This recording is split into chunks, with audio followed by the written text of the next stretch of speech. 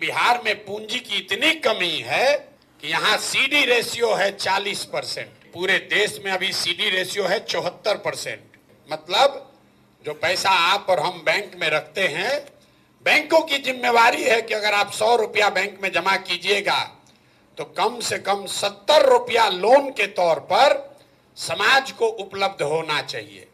घर बनाने के लिए, गाड़ी खरीदने के लिए, बिजनेस व्यापार करने के लिए, खेती करने के लिए।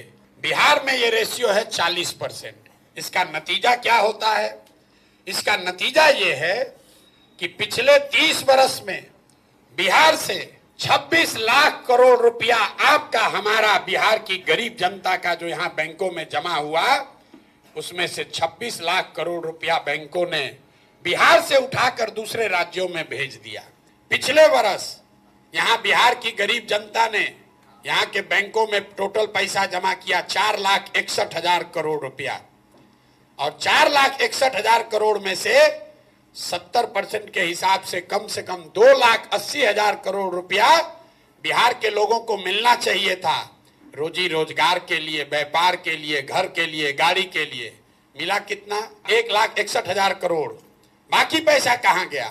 बाकी पैसा गया आंध्र प्रदेश, गुजरात, तमिलनाडु, केरल, कर्नाटक। वहां पर सीडी रेशियो कितना है?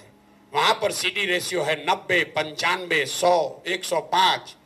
अगर आंध्रा में बैंकों में 100 रुपया जमा हुआ तो आंध्रा के लोगों को 105 रुपया कर्ज मिला। बिहार के लोगों ने 100 रुपया जमा किया तो हमको, आपको 40 रुपया मिला। आप अंदाजा लगाइए, अगर 2.5 लाख करोड़ रुपया हर साल एक्स्ट्रा मिलने लगता तो कितने लोग अपना घर बड़ा बनाते, कितने लोग नई गाड़ियां खरीदते, कितने लोग नया रोजी रोजगार करते।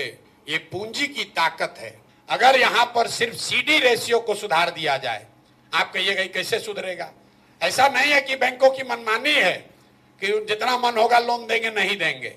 आपकी जानकारी के लिए बता रहे हैं कि मुख्यमंत्री के अध्यक्षता में एक कमेटी है, देश के स्तर पर प्रधानमंत्री की अध्यक्षता में कमेटी है, जो हर महीने इस बात का ध्यान रखती है कि बैंकों में जो पैसा जमा हो रहा है उसका कितना पैसा लोगों को ऋण के तौर पर मिल रहा है। सीडी रेशियो आरबीआई डेटा आंकड़ा जारी करता है, वेबसाइट पे जाइएगा दिखेगा।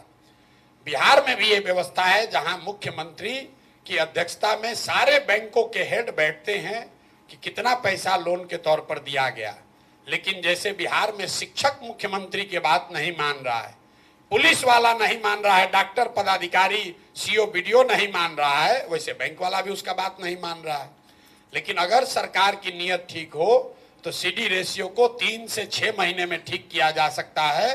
तो जो जन सुराज हम लोग जाकर गांव-गांव कह रहे हैं कि साल भर के अंदर यहाँ से सारे बेरोजगार लोगों को 10-12 हजार रुपए का रोजगार दिया जा सकता है, उसका आधार सीडी रेशियो को सुधारना है ताकि यहाँ पर लोगों को रोजी रोजगार मिल सके। अब इसका एक आप प्रैक्टिकल उदाहरण समझिए। गांव में मान लीजिए आपको बाल काटने आता है, बाल काटने आता है, आपके पास 20,000 रुपया है, आपने 5 साल 7 साल मेहनत किया, किसी सैलून में काम किया, 20,000 रुपया बचाए।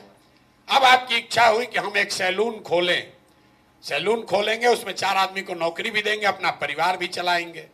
सैलून खोलने जब आप गए अपने शहर में तो पता चला कि यहाँ तो 1 लाख रुपया लगेगा तब सैलून खुल पाएगा। तो आप नेचुरल, आपका प्रयास है कि आप बैंक में जाइए ताकि 80,000 रुपया आपको मिले और आप 1 लाख में सैलून खोल लीजिए। 80,000 को सैलून चलाकर धीरे धीरे वापस कीजिएगा। जब बिहार में पूंजी उपलब्ध नहीं होता है तो आदमी क्या करता है? बाल काटने उसको आ रहा है लेकिन पूंजी नहीं हुआ, अब बचा उसके पास अपना 20,000। तो उस 20,000 को खर्च कैसे करता है? वो 5,000 रुपया, 4,000 रुपया खर्चा करता है, किसी नौकरी के दलाल को देता है कि बॉम्बे में, दिल्ली में किसी सैलून में हमको नौकरी दिलवा दो। फिर 2,000, 2,500 रुपया में ट्रेन का, बस का टिकट खरीदता है ब्लैक में कि हम लदा कर बोरा की तरह कम से कम दिल्ली, बॉम्बे पहुंचे। 5-7 हजार रुपया खर्चा हो गया। अब बचा उसके पास 15,000, 12,000। वहां बॉम्बे, दिल्ली गया तो वहां जो खोली वाला है तो 3 महीने का एडवांस ले लिया, 5-7 हजार वो भी चला गया। 1-2 हजार रुपया का जो बर्तन बासन है उसमें खर्चा हो गया। तो आप देखिए पूंजी की महत्ता।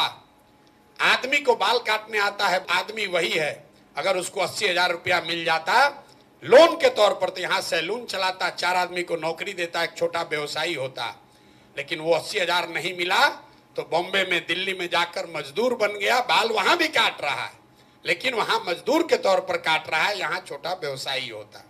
तो हम लोग का जन स्वराज की जो सोच है कि जो जवान लड़के हैं, जो नवयुवक हैं, उनको पूंजी उपलब्ध कराया जाए ताकि घर घर में रोजी रोजगार